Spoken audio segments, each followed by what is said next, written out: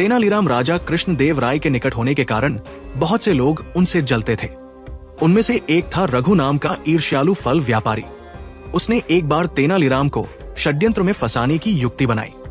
उसने तेनालीराम को फल खरीदने के लिए बुलाया। जब तेनालीराम ने उनका दाम पूछा तो रघु मुस्कुराते हुए बोला, आपके लिए तो इनका दाम कुछ नहीं है। ये बात सुनकर तेनालीराम ने कुछ फल खाए और बाकी थैले में भर आगे बढ़ने लगे। तभी रघु ने उन्हें रोका और कहा कि मेरे फल के दाम तो देते जाओ। तेनालीराम रघु के इस सवाल से हैरान हुए।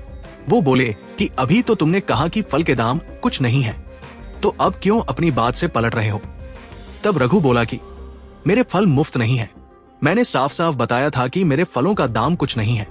अब सीधी तरह मुझे कुछ नहीं दे दो, वरना मैं राजा कृष्णदेव राय के पास फरियाद लेकर जाऊंगा और तुम्हें कठोर दंड दिलाऊंगा। तेनालीराम सिर खुजाने लगे और ये सोचते सोचते वहां से अपने घर चले गए। उनके मन में एक ही सवाल चल रहा था कि इस पागल फल वाले के अजीब षड्यंत्र का तोड़ कैसे खोजूं, इसे कुछ नहीं कहां से लाकर दूं। अगले ही दिन फल वाला राजा कृष्णदेव राय के दरबार में आ गया और फरियाद करने लगा। वो बोला कि तेनाली ने मेरे फलों का दाम कुछ नहीं मुझे नहीं दिया है।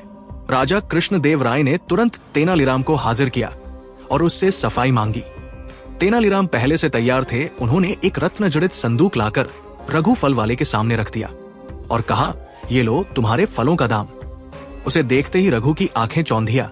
उसने अनुमान लगाया कि इस संदूक में बहुमूल्य हीरे जवाहरात होंगे। वो रातों रात अमीर बनने के ख्वाब देखने लगा और इन्हीं टयालों में खोए खोए उसने संदूक खोला। संदूक खोलते ही मानो उसका ख्वाब टूट गया। वो जोर से चीखा, ये क्या? इसमें तो कुछ नहीं है। तब तेनालीराम बोले, बिल्कुल सही। अब तुम इसमें से अपना कुछ नहीं निकाल लो और यहां से चलते बनो। वहां मौजूद महाराज और सभी दरबारी ठहाका लगाकर हंसने लगे और रघु को अपना सा मुंह लेकर वापस जाना पड़ा। एक बार फिर तेनालीराम ने अपने बुद्धि चातुर्य से महाराज का मन जीत लिया था।